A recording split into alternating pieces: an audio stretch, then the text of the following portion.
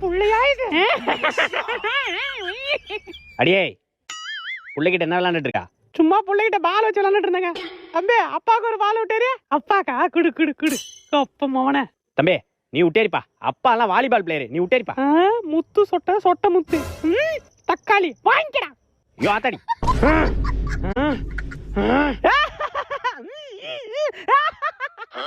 என்னங்க சேம் பிஞ்ச அடி பாவி. பல பல பல பாஹுபலி பயமின்றி பாயும் புலி. என்னங்க புள்ள ஏஞ்சி நிக்கிறாங்க. நிக்கிறேனா நடக்கவே செய்வேன்.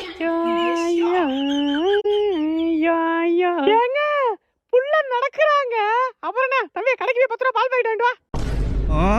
எழுந்து நடந்தது ஒரு குத்தமாடா.